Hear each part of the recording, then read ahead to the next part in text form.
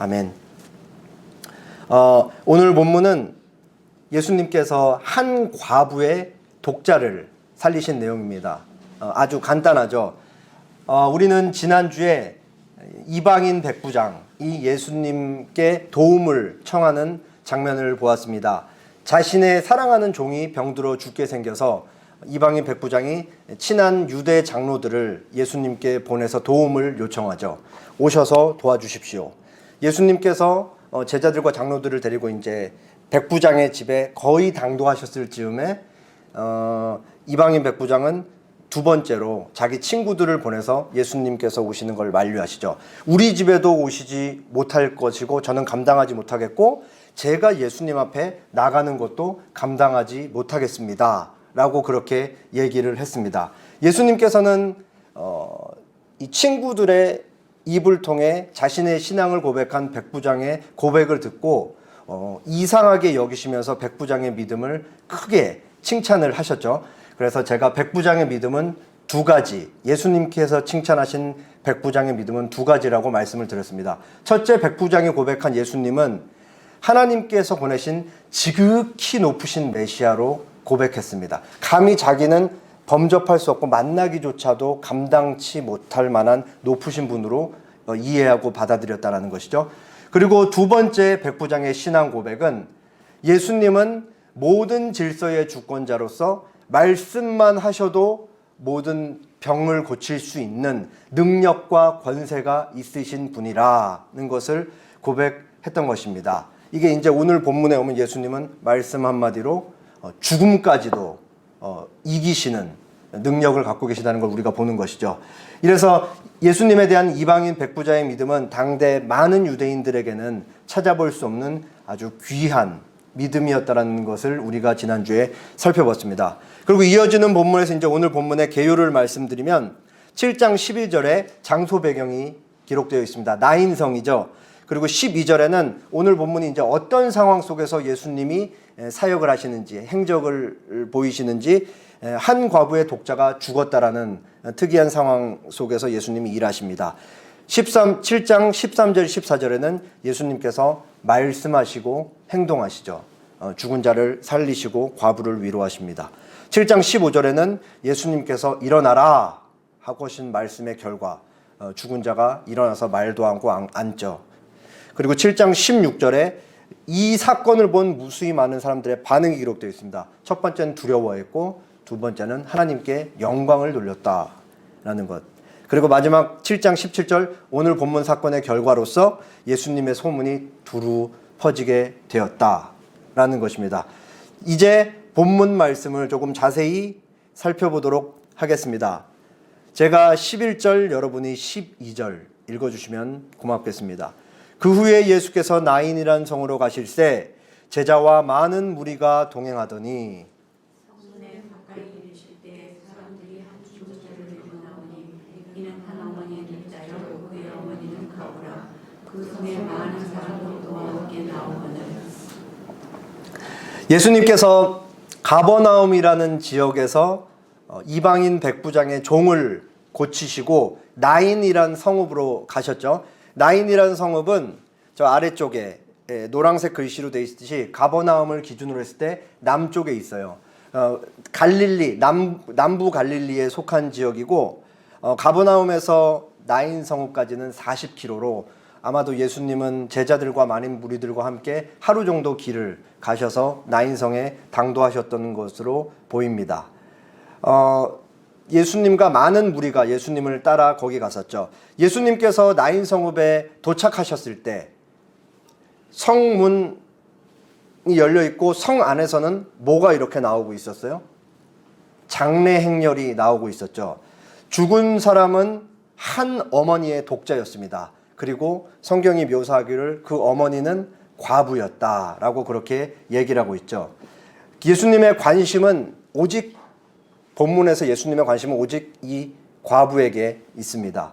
우리가 방금 읽은 이 내용, 짧은 내용을 통해 이 과부가 얼마나 큰 슬픔에 잠겨 있었을지 우리는 어렵지 않게 짐작할 수 있습니다. 남편도 없고 하나밖에 없는 아들의 죽음은 과부의 모든 살아있는 소망을 송두리째 빼앗기는 상황이었죠. 그녀는 첫 번째로 심정적으로 자신의 소망을 빼앗을 것입니다. 사랑하는 남편이 없고 한 아들만 보면서 기댈 것, 의지할 곳은 오직 이 아들밖에 없는데 그 아들이 죽은 거예요. 심정적으로 자신의 소망을 빼앗긴 것이죠. 두 번째, 실질적인 소망도 빼앗겼어요. 17절에 보시면은 예수님께서 이 죽은 사람을 뭐라고 불러요? 아이야! 라고 부르지 않잖아요. 청년아라고 부른다고요. 이미 어느 정도 장성해 있었어요. 그 말은 생계를 책임질 수 있는 나이가 되었다라는 것이죠. 그렇기 때문에 이 과부가 빼앗긴 두 번째 소망이 뭐냐? 실질적인 소망. 자기를 부양할 수 있는 아들이 죽었다라는 것은 실질적인 소망을 빼앗겼다라는 것을 의미하죠. 당시 사회에서 고대 사회에서 과부가 혼자 살아간다는 것은 아주 쉽지 않은 일이었죠. 그렇기 때문에 하나님은 신구약을 막론하고 계속해서 고아와 과부를 도와야 된다라는 말씀을 노래 후렴구처럼 계속 하나님의 백성들에게 들려주시잖아요. 그렇기 때문에 이제 이 세 번째 과부가 빼앗긴 소망은 뭐냐? 자신의 하나밖에 없는 이 아들이라는 존재는 곧 과부에게 자신의 분신과도 같은 거죠. 그러니까 이 아들은 곧 나이기도 했던 거예요. 그러니까 자신의 모든 것, 자신의 분신과도 같은 존재, 남편 없이 아들만 바라보면서 살았던 삶이었던 걸 생각했을 때 이 아들의 죽음은 자기 자신을 잃는 것과도 크게 다르지 않은 상황이었던 것을 우리가 알 수 있습니다. 1세기 유대 사회에서 장례는 아주 중요했어요. 유대인들에게. 랍비가 하나님의 말씀을 가르치는 일을 세상에서 가장 거룩하고 신성한 일이라고 여겨서 사람들을 가르칠 때 말씀을 듣는 그 일을 하는 거에 있어서는 다른 일을 다 못하게 했는데 장례가 있을 때는 항상 보내줬다고 해요. 그래서 반드시 그 주변 사회 이웃 사람들의 장례가 났을 때는 같이 그 장례식에 참석해서 장례 행렬에 참여하도록 그렇게 독려했다고 합니다. 일반적으로 당시 매장지는 성읍 바깥에 있었다고. 유대인들은 시체를 부정하다고 여기니까 당연히 성읍 안에 놓지 않았겠죠. 성읍 바깥에 매장지가 있었고 일반적으로 남자들은 시체 앞에 앞서가고 여자들은 시체 뒤에 뒤따라가는 이 모양이었다고 합니다. 곡하는 사람들, 대신 울어주는 사람들이 고용됐고 여러 가지 악기를 연주하는 사람들이 고용됐다고 합니다. 이와 같은 이해 속에서 나인성읍에 무수히 많은 사람들과 슬피 우는 과부, 그리고 죽은 독자의 관, 그리고 장례 행렬에서 곡하는 사람들과 악기를 하는 사람들이 이제 같이 성문 밖으로 나오고 있었던 것이죠. 그리고 예수님께서 그 행렬과 장례 행렬과 마주했던 것입니다. 보시면 요렇게 굉장히 북적북적한 데서 성문 안에서는 성 안쪽에서는 시체가 나오고 있었고 예수님은 이거와 마주쳤죠. 조금 더 이제 저도 성경을 읽고 생각하고 상상을 한 다음에 이제 화가들의 그림을 보는데 이게 훨씬 본문 사건과 밀접했던 것 같아요. 그런데 오늘 본문에서 이 장례 행렬이 나오고 있다는 것은 예수님이 누구예요? 생명의 주권자이자 생명 자체이시죠. 생명과 죽음이 마주하고 있는 거라고요, 지금. 굉장히 중요한 순간이죠. 그런 의미에서는 이렇게 예수님이 생명이신 예수님께서 이쪽으로 가고 있고 죽음의 세력, 죽음이 이쪽으로 가고 해서 두 생명과 죽음이 마주하고 있다는 면에서는 이 화가의 작품이 조금 더 저에게는 와닿았습니다. 자, 다음 내용을 볼게요. 제가 13, 14절, 여러분이 15절 읽어주시면 되겠습니다. 주께서 과부를 보시고 불쌍히 여기사 울지 말라 하시고 가까이 가서 그 관에 손을 대시니 맨 자들이 서는지라. 예수께서 이르시되 청년아 내가 내게 말하노니 일어나라 하시매. 죽었던 자가 일어나고 말도 하거늘 예수께서 그 어머니에게 주시니. 여기서 예수님께서 과부를 보시면서 느끼셨던 감정인 불쌍히 여기사라는 말은 원어로 스플랑크니조마이라는 표현인데 그게 스플랑크논이라는 명사에서 파생되어 나온 단어예요. 이 스플랑크논이라는 본래 가진 이 명사가 갖는 뜻은 사람 내부에 있는 내장, 창자, 사람의 마음이시죠. 예수님께서 이 과부를 보시면서 느끼셨던 불쌍히 여기사라는 마음은 예수님의 마음 깊은 곳에서부터 올라왔던 연민의 감정이라는 것을 우리가 알 수 있죠. 과부의 상실은 독자의 죽음이었고 예수님은 죽음과 마주하셨습니다. 예수님은 과부를 향해 말씀하시죠. 울지 말라. 예수님은 과부에게 울지 말라는 말씀을 하신 후에 손을 관에 대시고 관을 세워요. 그래서 이제 관을 메고 가던 사람들이 이제 섰겠죠. 그러면서 예수님께서 그 관에 있는 죽은 시체에 대고 뭐라고 말씀하세요? 청년아, 내가 내게 말하노니 일어나라. 예수님께서 죽음을 향해 말씀을 하신 거죠. 살아나라고. 그랬더니 죽었던 그 젊은이가 앉아서 말도 하고 얘기도 앉고 말도 하기 시작했죠. 만약에 이게 생명의 주권자이신 예수님께서 죽음을 향해 말씀을 하시지 않고 그냥 일반 사람이 말했다면 이거는 그저 허무맹랑한 주문에 지나지 않았을 거예요. 근데 예수님은 말씀 한마디로 죽음까지도 일으키시는 권세와 능력이 있었던 것이죠. 예수님께서 일어나라고 말씀하시자 죽었던 자가 앉고 말을 했습니다. 그래서 예수님은 그 독자를 다시 어머니에게 돌려주었습니다. 바로 이 장면에 대한 기독교 역사 속에서 이 말씀을 어떻게 읽었는지 두 구절만 조금 학자들만 좀 인용을 할게요. 먼저 5세기에 살았던 교부 알렉산드리아의 키릴루스의 글을 소개하겠습니다. 죽은 사람이 땅에 묻히러 가고 있습니다. 친구들이 그를 무덤으로 메고 가는 길이었지요. 거기서 생명이요 부활이신 그리스도께서 그를 만나십니다. 그분은 죽음과 부패를 파멸시키는 분이십니다. 우리는 그분 안에서 살고 움직이고 존재합니다.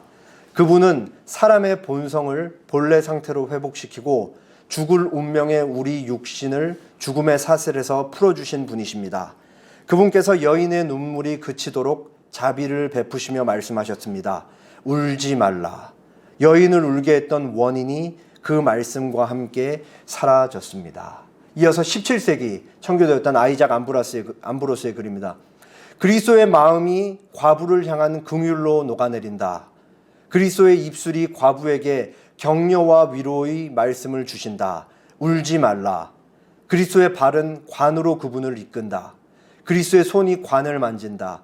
예수께서 이르시되 청년아 내가 네게 말하노니 일어나라 하심에 생명의 주님이 어떻게 명령으로 말씀하시는지를 보라.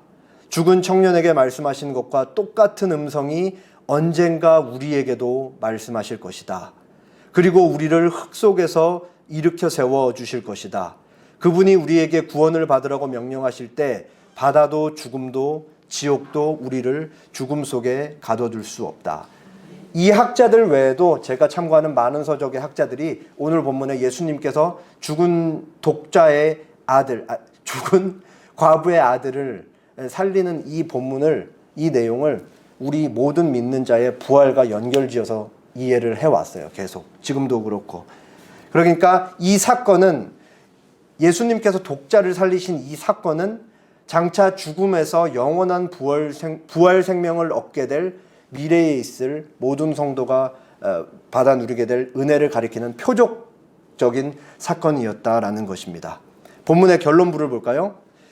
모든 사람이 두려워하며 하나님께 영광을 돌려 이르되 큰 선지자가 우리 가운데 일어나셨다 하고 또 하나님께서 자기 백성을 돌보셨다 하더라. 17절 다 같이 시작. 예수께 대한 무수히 많은 사람들이 예수님께서 과부의 아들을 살리는 사건을 목격했죠. 가버나움에서부터 예수님을 따랐던 제자 그룹이 있었고 그리고 그 외에도 많은 무리의 사람들이 가버나움에서부터 예수님을 따라왔죠. 그리고 나인성읍 안에서 장례 행렬에 동참했던 무수히 많은 사람들이 그 자리에 있었습니다. 그 예수님께서 죽은 자를 살리는 그 일을 경험한 사람들은 두려움에 사로잡히죠. 왜냐하면 그 일들은 좀처럼 본인들이 경험하지 못했던 일이었기 때문에 그래요. 그 두려움은 이내 하나님에 대한 영광으로 이어집니다. 그래서 하나님께서 큰 선지자를 일으켰고 자기 백성, 큰 선지자인 예수님을 통해 자기 백성 우리를 돌보셨다라고 그렇게 찬양을 하죠.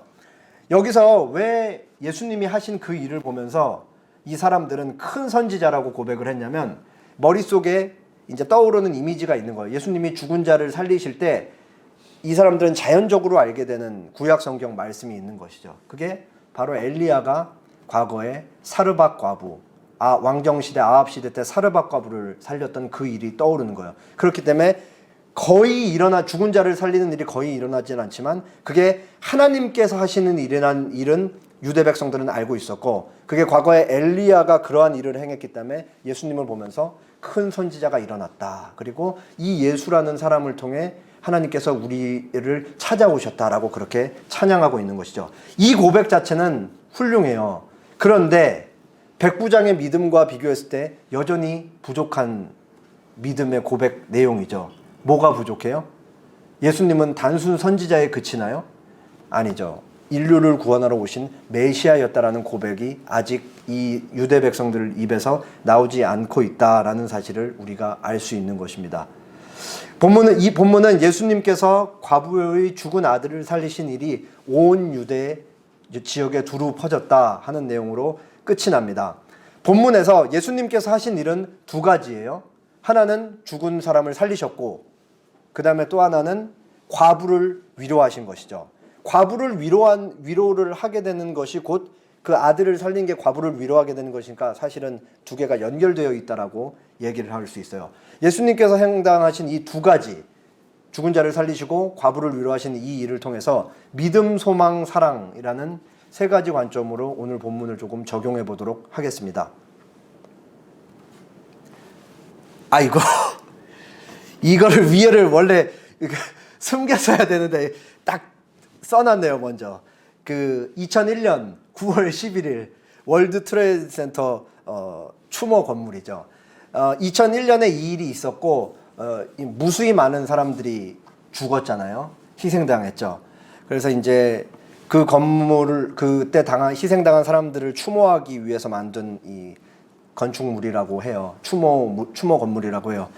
2001년에 이 일이 있었고 3년 뒤에 이제 공모전을 했다 그래요. 건축가들한테. 그래서 이제 어떻게 이 911에서 희생당한 사람들을 조금 추모했으면 좋겠냐라고 이제 공모전을 펼쳤죠. 거기서 이제 채택된 아이디어가 마이클 아라드라는 사람의 아이디어였어요. 여기 그게 이제 그대로 반영되죠. 그리고 여기 보이시면 터가 그 쌍둥이 건물 월드 트레이드 센터가 있었던 그 자리 그대로 거기다가 땅을 파서 세운 거예요. 자세히 보시면은 평지에 있고 땅을 한번 파놨죠. 여기 이렇게.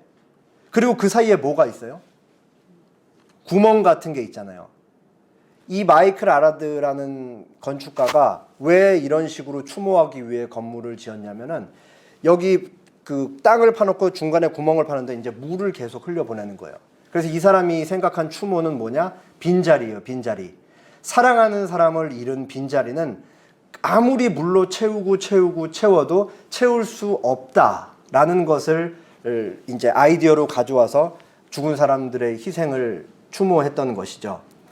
우리의 영혼의 상태가, 모든 인간의 영혼의 상태가 바로 저 구멍난 것과 같다라고 생각합니다.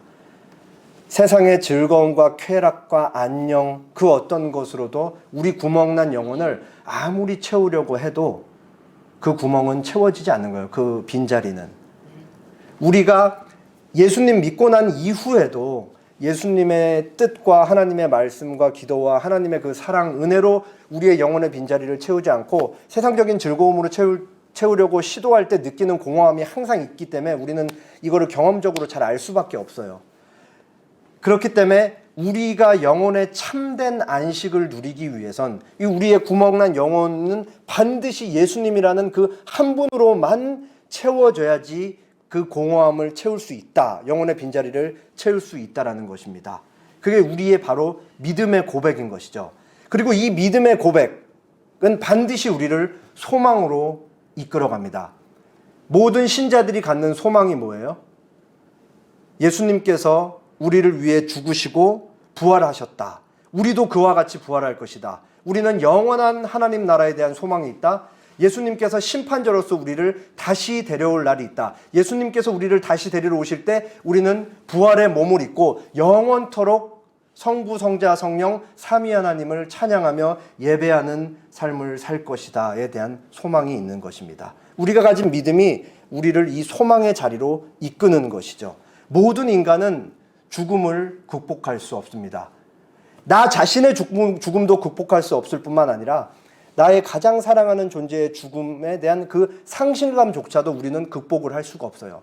여기에 대한 유일한 치료책이자 해결책이 뭐예요? 예수 그리스도, 복음, 예수 그리스도의 부활 생명만이 죽음에 대한 유일한 해답이 될 수가 있는 거예요.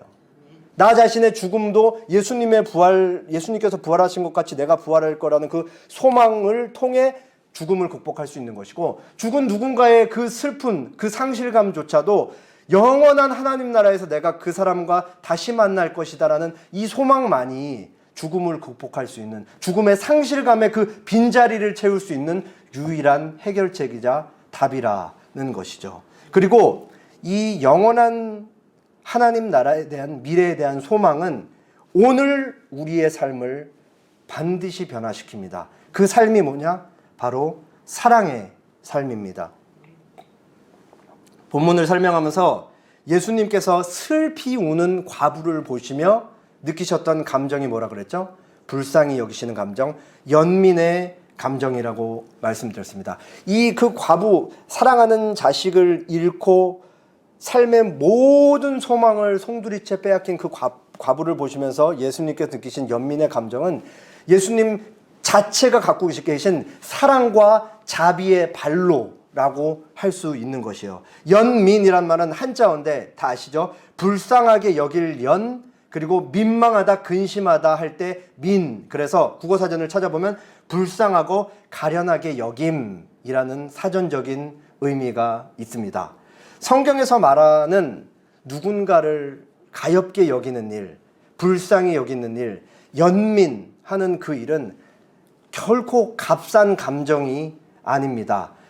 언제나 성경은 누군가를 연민한다라고 할 때 행동을 수반하는 것을 의미하기 때문에 연민은 단순한 감정 그 이상의 구체적인 행동인 것이죠. 우리가 TV를 보면서 채널을 돌릴 때 그 잠깐 그 광고에 그 TV를 보면서 그 어렸을 때부터 불치병에 걸린 아이가 나오고, 그리고 그 아이를 돌보는 가정이 소개되는 그 장면을 보면서 혀 한번 ጭጭ 차고 한숨 푹 내쉬고 채널을 돌리면서 금방 잊어버리는 것, 이거는 연민이 아니에요. 이거는 김진혁 교수님이라는 분께서 이 연민이라는 감정에 대해서 구약, 신약, 그리고 이제 오늘날 우리까지 이렇게 세 단계에 걸쳐서 조금 고찰하신 부분이 있는데 내용이 조금 길지만 의미가 있기 때문에 소개하도록 하겠습니다. 여기에 이제 소개되는, 그래서 히브리어, 헬라어는 신경 안 쓰셔도 되고 거기에 나오는 내용만 이해하시면 돼요. 이런 언어적인 근거가 있다라고 해서 이제 원어를 말씀하시는 거니까. 구약 성서나 신약 성서에서 연민은 행동적 차원과 정서적 차원을 모두 포괄하는 개념이다. 구약에서 연민을 표현하고자 쓰이는 라하밈과 여성의 자궁을 의미하는 단어 레헴은 같은 어원에서 형성되었다고 한다.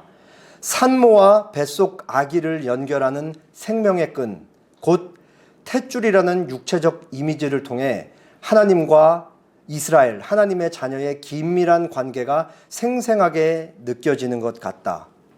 이처럼 구약에서 연민은 하나님의 본질적 속성일 뿐 아니라 하나님의 백성이 연민을 가져야 할 근거가 된다. 하나님의 속성이 자비하심이기 때문에 곧 하나님의 자녀들도 연민을 행해야 한다는 것까지 나아간다는 걸 얘기하는 거예요.